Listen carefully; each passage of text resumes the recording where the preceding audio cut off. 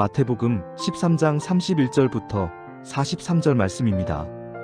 예수께서 또 다른 비유를 들어서 그들에게 말씀하셨다. 하늘나라는 겨자씨와 같다. 어떤 사람이 그것을 가져다가 자기 밭에 심었다. 겨자씨는 어떤 씨보다 더 작은 것이지만 자라면 어떤 풀보다 더 커져서 나무가 된다. 그리하여 공중의 새들이 와서 그 가지에 깃들인다. 예수께서 또 다른 비유를 그들에게 말씀하셨다. 하늘나라는 누룩과 같다. 어떤 여자가 그것을 가져다가 가루 섬 알 속에 살짝 섞어 넣으니 마침내 온통 부풀어 올랐다. 예수께서 이 모든 것을 비유로 무리에게 말씀하셨다. 비유가 아니고서는 아무것도 그들에게 말씀하지 않으셨다. 이것은 예언자를 시켜서 하신 말씀을 이루시려는 것이었다. 나는 내 입을 열어서 비유로 말할 터인데 창세 이래로 숨겨둔 것을 털어놓을 것이다. 그 뒤에 예수께서 무리를 떠나서 집으로 들어가셨다. 제자들이 그에게 다가와서 말하였다. 밭의 가라지 비유를 우리에게 설명하여 주십시오. 예수께서 말씀하셨다. 좋은 씨를 뿌리는 이는 인자요, 밭은 세상이다. 좋은 씨는 그 나라의 자녀들이요, 가라지는 악한 자의 자녀들이다. 가라지를 뿌린 원수는 악마요, 추수 때는 세상 끝날이요, 추수꾼은 천사들이다. 가라지를 모아다가 불에 태워버리는 것과 같이 세상 끝날에도 그렇게 할 것이다.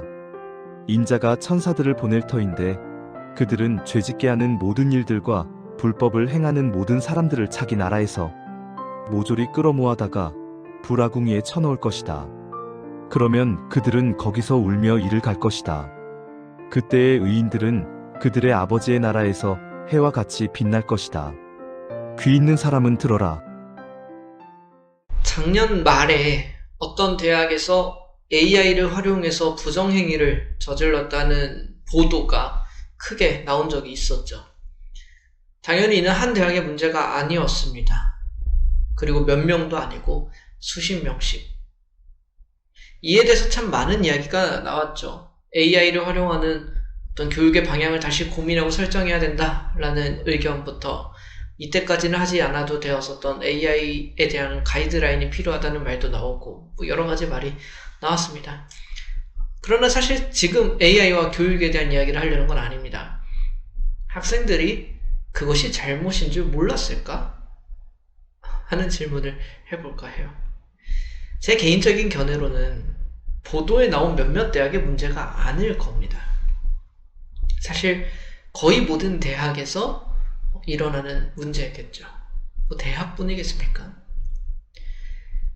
그런데 공부하는 학생들이 그것이 잘못인 줄 몰라서 지금 그런 행동을 하는 것이냐? 그렇지 않죠.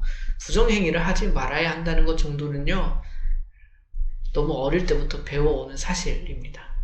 그렇다면 무엇이 그들이 부정행위를 선택하게 만들었을까? 많은 이유를 들 수 있겠습니다만 한 가지 측면을 살펴보려고 하는 거예요. 남들 다 쓰는데, 남들은 다 하는데, 나만 원칙을 지킨다고 해서 이득이 될 게 뭐가 있을까? 나만 손해보는 거 아닌가? 안 걸리는 경우가 훨씬 더 많은 것 같은데, 자연스럽게 넘어갈 수 있을 것 같은데 굳이 내가 이것을 선택하지 않을 이유가 있을까? 그렇죠. 그 부정이 처벌받지 않는 것 같고 정직을 선택해서 얻는 이득이 없는 것 같을 때 다른 이들과 같은 결정을 우리는 내리게 됩니다. 그런데 이것이 다만 대학교 강의에서만 벌어지는 것이 아닌 것 같은 거죠. 직장에서 우리가 먹고 살아가는 모든 삶의 현장에서 우리는 고민합니다. 심지어는요, 교회에서도 고민합니다. 굳이 그렇게까지 선을 추구하며 살아야 할까? 그렇게까지 믿음을 추구하며 살아야 할까? 어느 정도의 악함은 감수해야 하는 거 아닐까? 이 정도는 괜찮지 않을까? 사실 우리 다 알고 있다고요. 괜찮지 않다는 사실 정도는 다 알잖아요. 그런데 우리의 마음이 갈등되는 겁니다. 교회를 막 10년, 20년 다녀야 예수님의 길을 완전히 이해하는 게 아니라요. 우리는 몇십 년이 걸려도 완전히 이해할 수 없어요. 그러나 한편 어느 정도만 알아도 우리는 예수님께서 삶의 많은 경우에 무엇을 원하실지는 사실 알고 있습니다. 그러나 갈등되는 거죠. 현실 때문에. 오늘 우리가 이 부분을 가지고 본문을 보았으면 좋겠습니다. 그리고 본문의 결론이 우리에게 여전히 선을 추구할 또 믿음을 선택할 힘이 되었으면 좋겠습니다. 하나님께서는 마침내 악인을 벌하시고 의인을 해같이 빛나게 하실 것이라는 것이 결론입니다. 오늘 우리가 함께 살펴보는 본문은 역시 비유로 되어 있습니다. 예수님께서는 이를 비유로 말씀하시는데 마태가 이에 대해서 구약성경을 인용해서 설명합니다. 본문 34절과 35절입니다. 예수께서 이 모든 것을 비유로 우리에게 말씀하셨다. 비유가 아니고서는 아무것도 그들에게 말씀하지 않으셨다. 이것은 예언자를 시켜서 하신 말씀을 이루시려는 것이었다. 나는 내 입을 열어서 비유로 말할 터인데 창세 이래로 숨겨둔 것을 털어놓을 것이다. 오늘 본문에서 마태는 이 비유가 하나님께서 온 우주를 창조하신 이후로 숨겨져 있었던 것을 밝히는 것이라고 말합니다. 대단하죠? 하나님의 섭리와 계획이지만 우리에게는 알려져 있지 않았던 사실, 우리가 알 수 없었던 사실이라는 거예요. 그럼 그 사실이 한번 뭔지 살펴봅시다. 본문에는 두 가지 비유가 등장합니다. 첫 번째는 겨자씨 비유와 누룩 비유가 먼저 나오는데 본문 31절부터 33절을 보겠습니다. 예수께서 또 다른 비유를 들어서 그들에게 말씀하셨다. 하늘나라는 겨자씨와 같다. 어떤 사람이 그것을 가져다가 자기 밭에 심었다. 겨자씨는 어떤 씨보다 더 작은 것이지만 자라면 어떤 풀보다 더 커져서 나무가 된다. 그리하여 공중의 새들이 와서 그 가지에 깃들인다. 예수께서 또 다른 비유를 그들에게 말씀하셨다. 하늘나라는 누룩과 같다. 어떤 여자가 그것을 가져다가 가루 서말 속에 살짝 섞어 넣으니 마침내 온통 부풀어 올랐다. 예수님께서는 하나님의 나라가 겨자씨와 같다고 말씀하십니다. 겨자씨의 크기는요, 약 1에서 2mm 정도 된대요. 감이 오시나요? 조금 큰 먼지예요. 그런데 그 겨자씨가 자라서 나무가 되면 어떠냐? 겨자나무는 약 3에서 4m까지 자란답니다. 먼지가 어느새 다른 새들이 찾아와서 머물 수 있는 나무가 된다고요. 다음 비유를 한번 살펴볼까요? 누룩. 우리가 빵을 만들 때 사용하는 이스트를 말하죠. 이를 밀가루 반죽 속에 넣으면 어때요? 일단 안 보여요. 이스트 뿌리고 다시 반죽하면 이스트가 보이세요? 우린 몰라요. 그냥 반죽이라고요. 밀가루밖에 안 보입니다. 그런데 시간이 지나니까 그 반죽이 매우 부풀게 되는 것을 볼 수 있죠. 그 조금 넣은 이스트 때문에. 하나님의 나라가 이렇다. 우리가 추구하는 나라, 우리가 추구하는 가치, 우리가 추구하는 선이란 이런 것입니다. 우리가 답답하게 생각할 만큼 우리 눈에 잘 안 보인다는 거예요. 아주 작아 보인다고요. 가치 없어 보입니다. 그러나 끝까지 그렇지는 않다고. 어느새 나무가 되고 어느새 빵이 되는 거야. 이를 예수님께서 마지막에 이렇게도 말씀하십니다. 본문 43절입니다. 그때의 의인들은 그들의 아버지의 나라에서 해와 같이 빛날 것이다. 귀 있는 사람은 들어라. 결국 의인들은 아버지의 나라, 하나님의 나라에서 해와 같이 빛날 거예요. 이게 진짜 결론이에요. 선을 추구해야 할 이유를 모르시겠습니까? 믿음을 추구해야 할 이유를 모르시겠습니까? 당장 변화도 일어나지 않는 것 같고 티도 안 나는 것 같고 가치 없어 보입니까? 끝까지 그러진 않을 겁니다. 그 시기가 있는 거예요. 자라는 시기가 지나가야 합니다. 부풀어야 하는 그 시기가 지나가야 합니다. 우리는 그 중간을 살아가고 있습니다. 마침내 수많은 새들이 찾아올 것이고 커다란 빵과 같이 변한 하나님의 나라를 우리는 경험하게 될 겁니다. 그렇다면 그 반대를 살펴보죠. 본문 36절부터 42절입니다. 그 뒤에 예수께서 무리를 떠나서 집으로 들어가셨다. 제자들이 그에게 다가와서 말하였다. 밭의 가라지 비유를 우리에게 설명하여 주십시오. 예수께서 말씀하셨다. 좋은 씨를 뿌리는 이는 인자요, 밭은 세상이다. 좋은 씨는 그 나라의 자녀들이요, 가라지는 악한 자의 자녀들이다.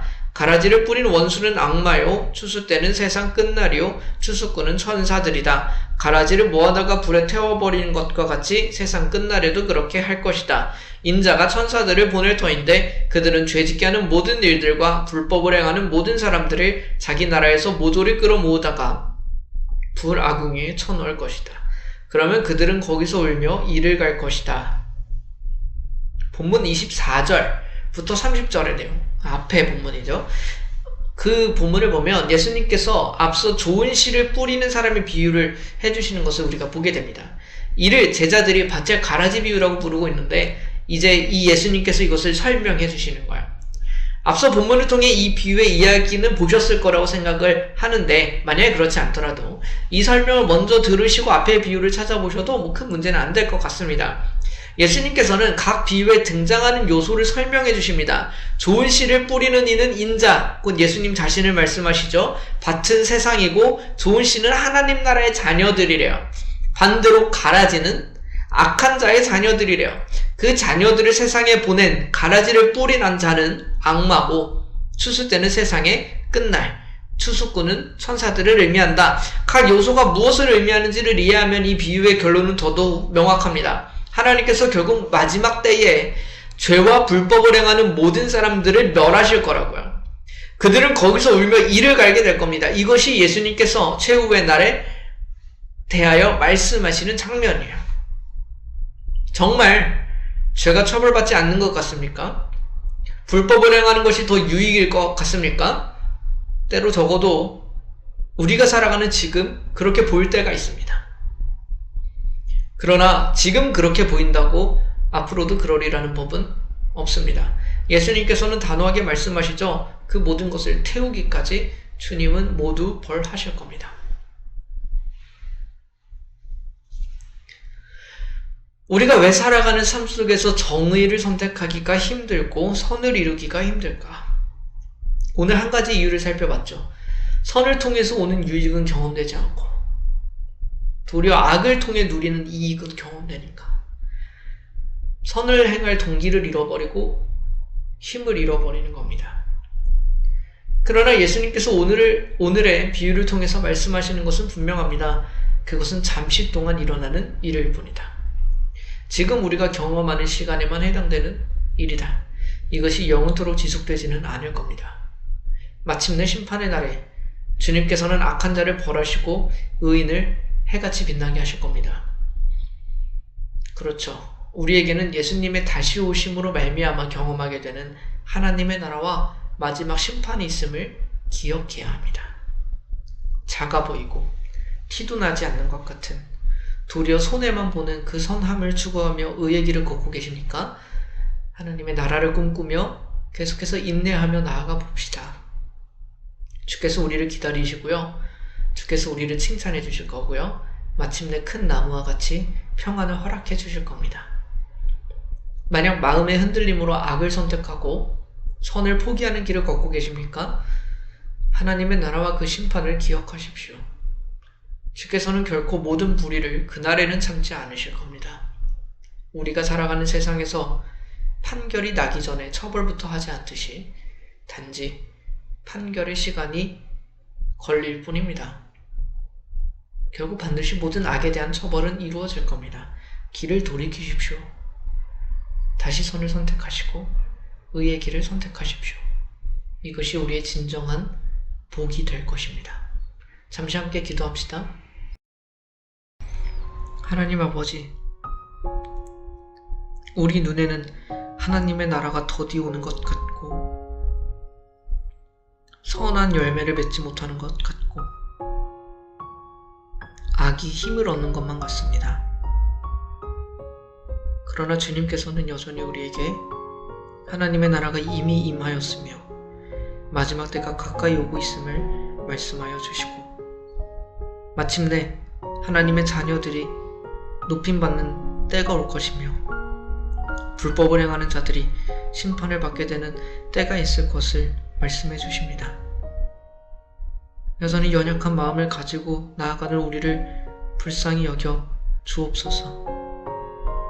우리를 강건케 하시고 인내하게 하여 주옵시고 힘을 더하여 주셔서 악이 득세하는 이 세상 가운데 그 풍조에 떠밀려 가지 아니하고 여전히 선을 추구하고 여전히 주님을 추구하며 나아가는 우리가 되기를 소망합니다.